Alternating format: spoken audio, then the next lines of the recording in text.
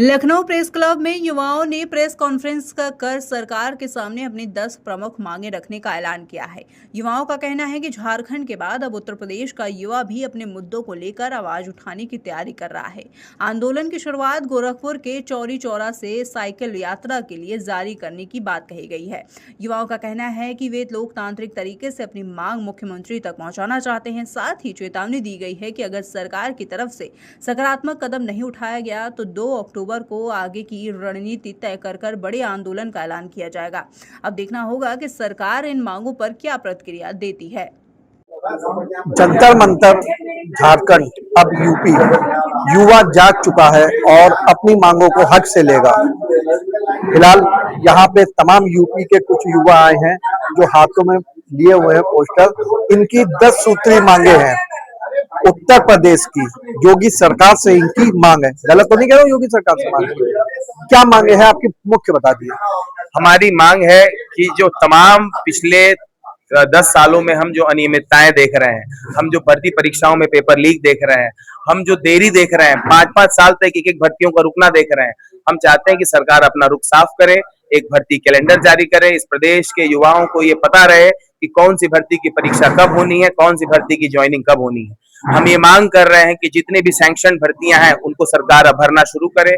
हम ये मांग कर रहे हैं कि जितने भी पिछले दिनों में हम देख रहे हैं कि प्रदेश के लोग त्रस्त है प्राइवेट स्कूलों की बढ़ती फीस से। हम जहां देख रहे हैं कि पिछले 10 सालों में आय में वृद्धि नहीं हुई है लोगों के, लेकिन स्कूलों की फीस में बेतहाशा वृद्धि हो रही है। हम यूपी सरकार से एक रेगुलेशन लाने की बात कर रहे हैं और प्राइवेट स्कूलों की फी कैप की बात कर रहे हैं। तो सवाल प्रदेश सरकार के साथ साथ कुछ केंद्र सरकार से भी सवाल है। हम जब देख रहे हैं कि एनटीए लगातार जब शक के दायरे में है तो हम एनटीए जैसे संस्थाओं को भंग करने की बात कर रहे हैं। हम जब देख रहे हैं कि आपकी शिक्षा नीति लगातार फेल है, आपने जो वादे किए थे आप उस पर नहीं खरे उतरे हैं, हम ऐसी शिक्षा नीति का विरोध करते हैं और इसको वापस ले जाने की मांग कर रहे हैं।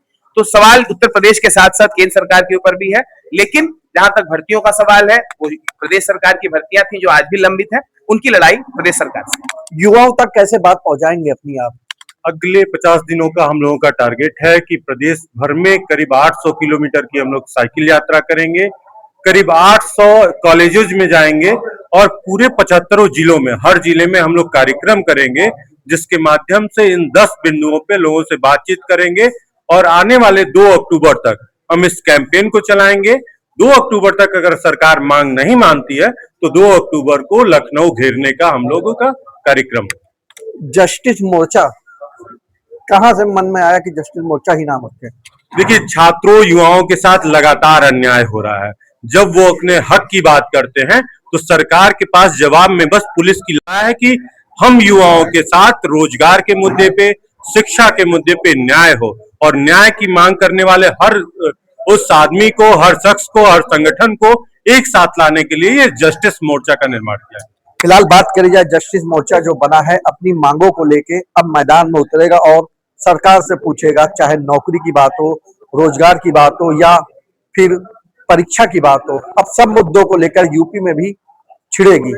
फिलहाल 75 जिलों से में इनकी शुरुआत होगी, साइकिल यात्रा होगी। 2 अक्टूबर तक जवाब मांगा है। फिलहाल लखनऊ से मैं निखिल सोगी, कैमरामैन सुरेश के साथ, इंडिया 24/7 लाइव टीवी।